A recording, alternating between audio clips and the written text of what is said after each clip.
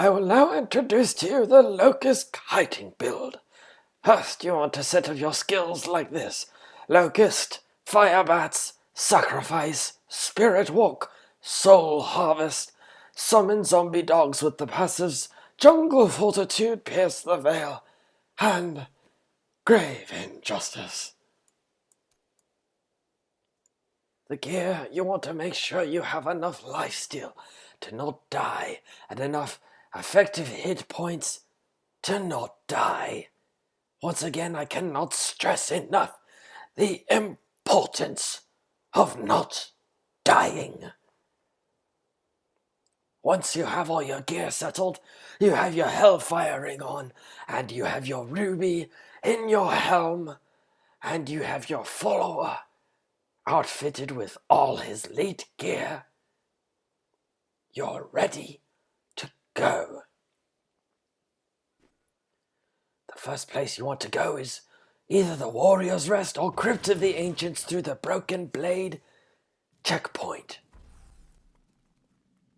Make your way to the first elite, choosing either to put on a Stone of Jordan, or, if the pack is going to hurt you, Litany of the Undaunted. Before you engage the pack, as you saw me do, sacrifice your zombie dogs for extra damage, then soul harvest your enemies, and then hold down bats long enough to win the game.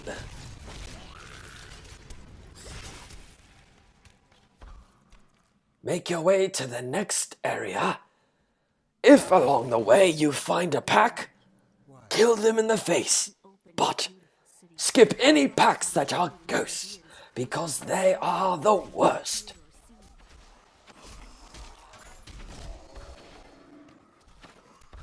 The great thing about this quest is when you're close to the other crypt, it will start blinking on your minimap and you can find it much more easily. Apply Locust to get a bunch of lifesteal, sacrifice dogs, soul harvest enemies, and hold down bats. You can soul harvest or spirit walk while holding down bats without anything bad happening. But if you hold sacrifice while you are doing bats, it will interrupt your bats and make you run out of mana very quickly. I don't recommend doing that. Make your way now to the Cemetery of the Forsaken checkpoint. Once there, head north. Occasionally there will be a rare pack here. Kill them if you want. If there are not, make sure you switch your ring back to Hellfire ring, so you can get as much experience as possible. When you get to the Fields of Misery, first you need to apply Locust. The more mobs you have Locust on, the faster your lifesteal will be. Now I found a pack and died because I was switching to my ring. But good news! I resurrect right there, just in time to get revenge.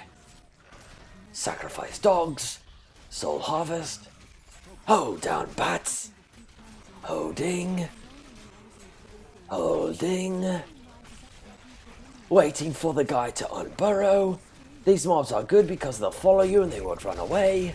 Holding, hold. Alright, he's dead. Nothing good dropped, surprise there. Put your Hellfire ring on, start locusting things. The only place you will ever pretty much die during this run is if you don't have enough Locust on enough mobs. Small frogs and bats can even kill you. So you need to make sure you get Locust on like 100 mobs, so each of them are giving you a little bit of lifesteal, a little bit here, a little bit there, a lot everywhere.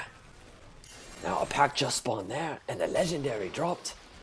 I'm going to kill this pack because they are before the point in which I stop killing packs. This pack of goatmen is perfect because they run to you, they won't run away. So you just hold bats. It's very difficult and you win. Holding. Right, they're dead. I do pick up demonic essences.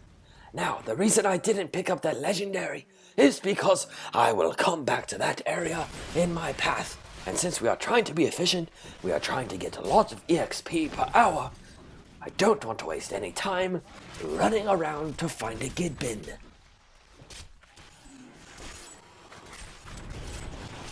Now I am using force move and force standstill so I don't accidentally run all over the freaking place or accidentally locust people as I'm doing my run.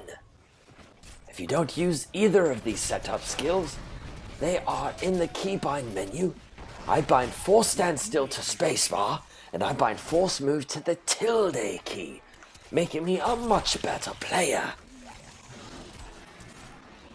Continue to soul harvest and locust things, while always trying to maintain the 15% damage bonus of sacrificing zombie dogs. Every time zombie dogs is off of cooldown, you should, holy crap, it's a gid bin. I'm skipping it because they suck. Now, anytime zombie dogs is off cooldown, summon them, sacrifice them. Anytime soul harvest is off cooldown, soul harvest. Anytime locust is on cooldown, wait, there is no cooldown. Never stop locusting. Now, when you're actually doing the normal run, you don't really need to ever use bats, because you want to kill mobs while you're running around, not while you're standing still. If you ever get into a bind or you get stuck against a wall, Spirit Walk out of that. If Spirit Walk is on cooldown, hold down bats, get a few kills. While Spirit Walk is coming off cooldown, then it's off cooldown, Spirit Walk out of there. Now here's some more goatmen, but I'm past the red X area on my map. It's not worth wasting time to kill them, so I'm going to skip them.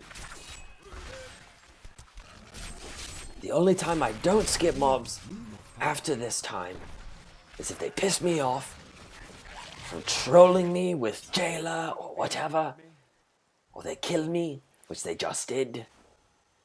So now I've rezzed, I'm gonna teleport to Fields of Misery.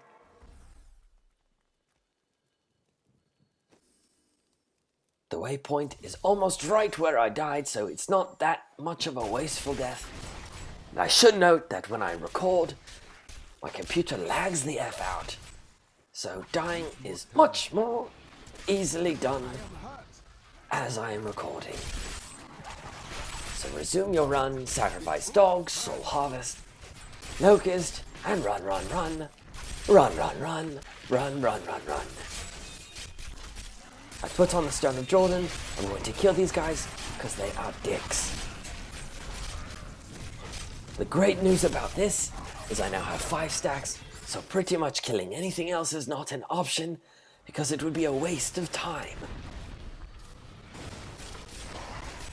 I pick up every shrine I see.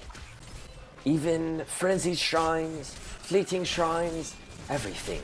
Now, if you get a fleeting shrine, be very careful. You can outrun the mobs and lose aggro. So the way I use fleeting shrine is instead of running straight places, I do a zigzag pattern to get as many mobs as possible.